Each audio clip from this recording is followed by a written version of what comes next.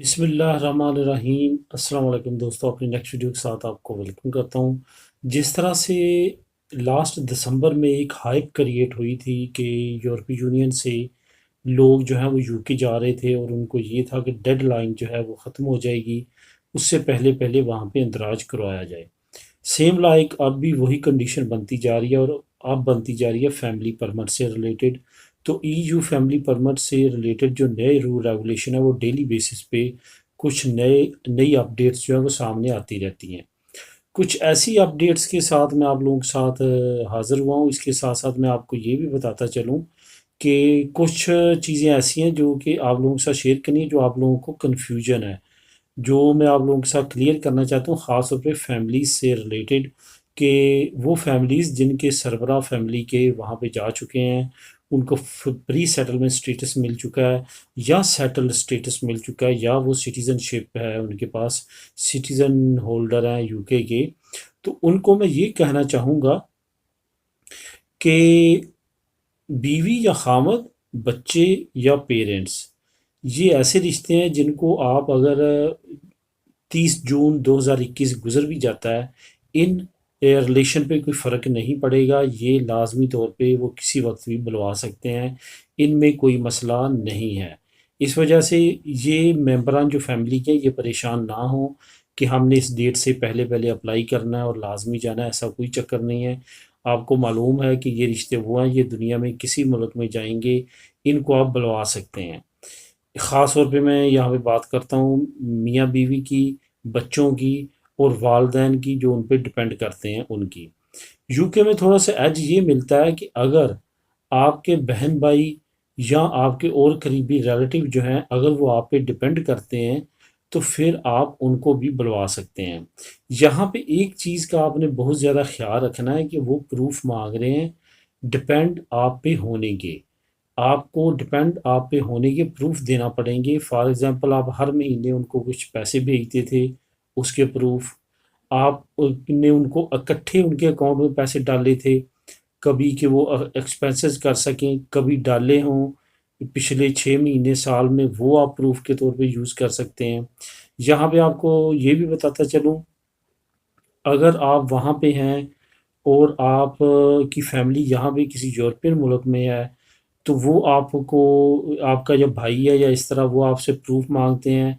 अगर आपने यहाँ पे घर वगैरह लिया था किराए पे अपने नाम पे, या कोई गाड़ी ली थी अपने नाम पे लेकिन वो यूज़ भाई कर रहा है, या इस तरह की कुछ और पॉलिसीज़, इंश्योरेंस करवाई थी, या कोई बिज़नेस आपके नाम पे था लेकिन भाई वहाँ पे उसका कॉन्ट्रैक्ट चल रहा है या काम, ऐसी चीज़ें भी आप प्रूफ के तौर पे यूज़ कर सकते हैं और आपको उनको स्टेटस दिलवाने में इन ये प्रूफ जो है वो चल जाएंगे।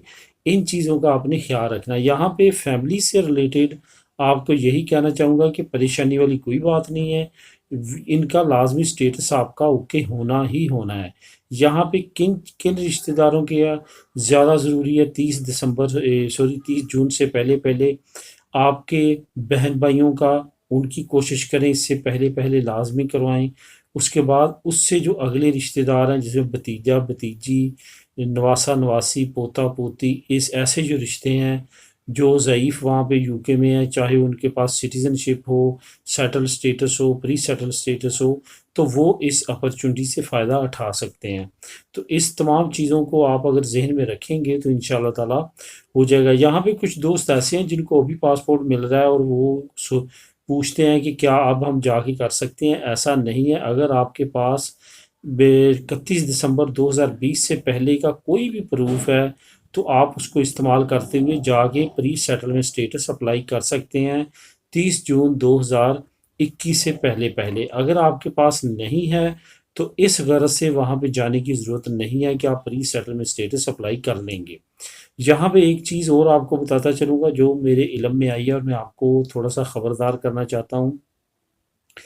कुछ दोस्तों का ये कहना है कि 5,000 4,000 पाउंड वहाँ पे लगता है और प्रूफ जाली बन जाते हैं। ऐसी किसी एक्टिविटी में ना पड़िएगा। आपका वहाँ का स्टेटस जो है वो तो आपको मिलना ही मिलना नहीं है। कल को आप पे कोई केस भी हो सकता है, उसकी बिना पे आपको यहाँ पे यूरोप में भी प्रॉब्लम हो सकती है। इस वजह से ऐसी कोई भी इलीगल एक्टिविटी में ना जाए। आपको मालूम है यहाँ पे हज़ारों लोग पकड़े गए हैं जिन्होंने जाली ड्राइविंग लाइसेंस बनाए थे। अब उनके ड्राइविंग लाइसेंस भी जाएंगे, उनके डॉक्यूमेंट्स में भी मसला बन सकता है। हो सकता है उनको जेल भी हो, जुर्माना भी हो, ज़हनी परेशानी अलहदा से उन्होंने बर्दाश्त करनी है। तो क्या फ़ायदा है ऐसे काम का जिसमें एट द एंड आपको पछतावा हो और एट द एंड आप हमेशा इसी परेशानी में रहें कि आप पकड़े जाएंगे, आप पकड़े जाएंगे, आप पकड़े जाएंगे। उससे बेहतर है थोड़ी खाएं और पुरसकून खाएं और हलाल खाएं। अपनी कम्युनिटी की और अपनी जो है वो इज़्ज़त संभाल के रखें, क्योंकि आप एक पाकिस्तानी जब होता है या न्यूज़ में आता है, अखबार में आता है, तो वो तमाम पाकिस्तान की बदनामी होती है। तो दोस्तों, ये थी अपडेट, इस पे अमल कीजिएगा। अगर फिर भी आपके ज़हन में अभी भी क्वेश्चन हो तो आप कमेंट कर सकते हैं। मैं बहरहाल हर न्यूज़ के नीचे यूके की ऑफिशियल होम ऑफिस की जो वेबसाइट है उसके लिंक्स शेयर करता रहा हूँ, तो आप उसको कर सकते हैं। मैं यहाँ पे एक और काम कर देता हूँ कि आप लोगों के लिए एक लिंक शेयर करूँगा नीचे वीडियो में। वो वहाँ का यूके का हेल्पलाइन नंबर है, स्पेशली उन्होंने यूरोपियन के लिए बनाया है। उस हेल्पलाइन नंबर पे वो फ्री नंबर है। जो भी आपका वहाँ पे रहने वाला है वो उनको टेलीफोन कॉल करके या ईमेल करके उनके साथ डायरेक्ट बात कर सकता है, उनसे मशवरा कर सकता है। अगर उनको वहाँ पे कोई मसला मसाइल होगा तो उससे वो उनसे बात करके वो मसला मसाइल हल भी करवा सकता है। तो इस वीडियो की डिस्क्रिप्शन में मैं वो लिंक भी आपको प्रोवाइड कर देता हूँ। मिलेंगे नेक्स्ट वीडियो में नई न्यूज़ अपडेट के साथ। अल्लाह हाफिज़।